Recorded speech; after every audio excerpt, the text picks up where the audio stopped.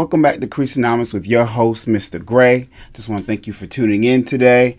And we're here to talk about the book of the hour, the book of the month, or the book of Virgil Abloh. Basically, Virgil Abloh's book called, as you can see, Something's Off, Icons. So I'm really, even though this is going to be a detailed message, I don't really want to, I don't want to hold you guys from probably the main answer you're looking for. So is the secret sauce in here? Basically, is Virgil Abloh giving you the secret to future releases? No, not really. Okay, not really at all. Just to be completely honest, I'm not gonna lie. I was going through this book and I was hoping that either one, there was gonna be a secret to future releases or some type of Willy Wonka Chocolate Factory golden ticket that will give me the ability to purchase at least one Off-White this year at retail. That is not here. So if those were your hopes getting this book, those hopes are dashed. Not just for you, but for me, because that's not in this book. But the book is still, outside of that, the book is still a great book.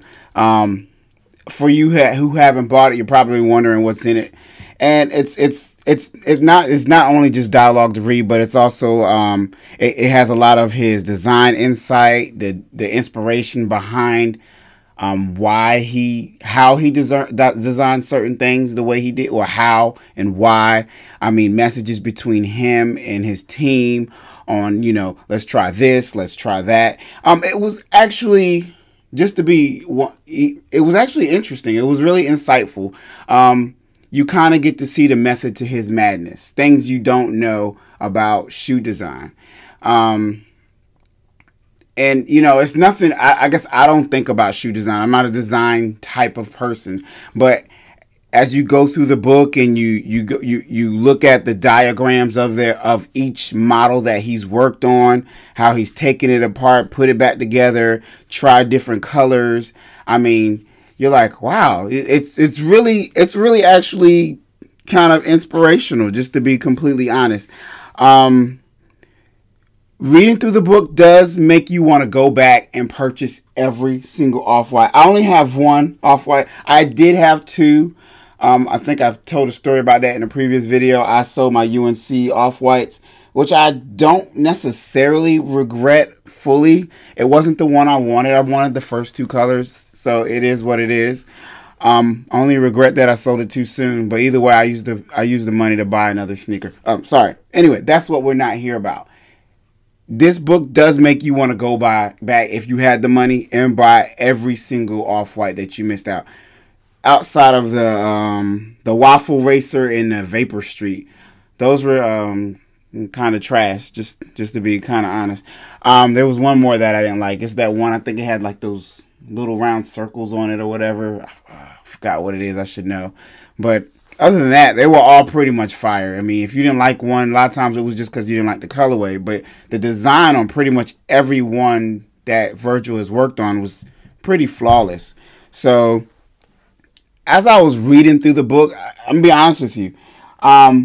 You're reading through it, and you're like I said, you're looking at his method to his madness, and you start evaluating your pair, assuming you own one, and you're like, wow. So he literally cut through here, and he decided that, like I didn't even think about certain parts of the shoe until I actually went through the book and read it and thought about how he deconstructed the shoe. And I get, like, once again, I know I keep saying this and harping, his method to madness on deconstructing the shoe. I mean, I wore the shoe, and you know how you can sometimes look at something, but you don't really look at it. This book makes you actually look at your shoe and really appreciate what he did to it. Besides just throw it in the factory, make 20,000 of them and call it a day. I mean, it was a real design factor, and I like I said, it gave more meaning to the shoe, and it gave it a deeper story. Just to be completely honest. So for me now, walking around in my Off-Whites feels more like I'm walking around with a Basquiat or a Mona Lisa painting on my foot. because it's just the book is inspirational. I'm not gonna lie. The book is 100% inspirational. Um, Once you get through the parts of the book that are about, design, the messages between him and his team, pictures of all the shoes he made, with the serial, not just, was it the serial SKU or the S serial numbers or whatever and whatnot, and just the explanation, deep breakdown showing you the shoe, and like I said, the madness behind it. Wow, I'm saying that a lot. At the end, you get somewhat, like, I guess you would call it, I don't know if he leaves a short memoir of how he was inspired, what he was inspired by, not just saying just Michael Jordan or just Nike, but Chicago. I mean, he's inspired by so many things. And it's, once again, I guess using this word again also, it's really intricate. It goes into, you really feel where he's coming from. But not only that, there's an explanation of each shoe that he designed. At the end, there's an explanation of, I guess, the history of that shoe, as basically where it started, what year, and, how its fanfare hit, who designed it. But only the ones that, of course, the shoes that he designed. It gives a detailed explanation of each one. But then also there's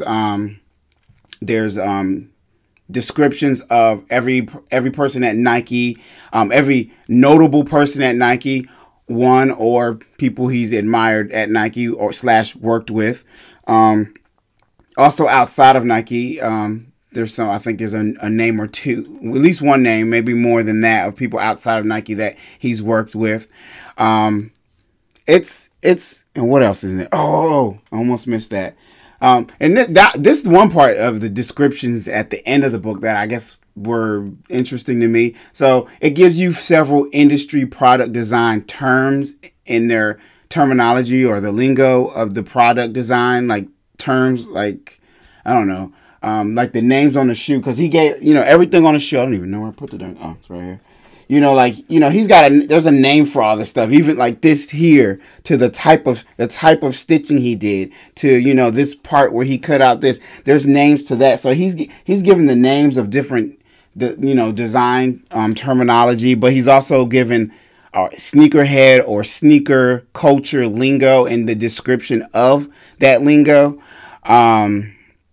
Then after that, what is it? That actually, yeah, I think as far as the end part is concerned, that is what that is, a description of, how he came to be the person he is today. The people at Nike, outside of Nike, that he's worked with or been inspired by, or who've done great things at Nike, they have short descriptions. Like I said, the sneakers. Sorry, I'm just doing a kind of recap. Like the sneakers that he's done, and like I said, terminology, whether it's sneakerhead terminology or product design terminology. So I guess the final question I would say is, after all of that I've given you, your question is probably, was the book worth $70? I'm going to say yes and no. It really depends on what you're looking for. If you are if you're hoping to one day become a great designer and looking for inspiration, this book is a great blueprint of how to get there. If you are a Virgil Abloh fan, and not just an Off-White fan, just of the sneaker, but you are a fan of the creator of the sneaker, then it's a great book to have. If you're just like, I just want to know if I could resell it for a good price, and I don't think it's a great resale. After you sell it, it's gonna, after fees and such, you're not gonna really get much money. I think it's a great book to have in your collection if you are a person who loves the nostalgic part of the sneaker history. To me, this book will go down as a nostalgic part of sneaker history for Off-White, for Virgil Abloh. He won't be designing forever. I mean, I'm sure he will be designing for a long time, but, every designer has their time frame, and that they're the hottest. And then there's a time where they kind of move on to that next level of their life, whatever that is, designing something better in a different sector. Either way, regardless, for the last several years, Virgil Abloh is that it factor. He is that man right now. He still is. Not saying there aren't other people that are. But anyway, sorry. I'm kind of getting off track. So, like I said, was it worth $70? Yes, if you are hoping to one day move into his, become like him, be the next designer, or you want some inspiration. If you were just like, is it just something worth reselling? No, it's not. That's not what it's for. It's truly to move you who are looking past just the sneaker and want to know the intel of the design.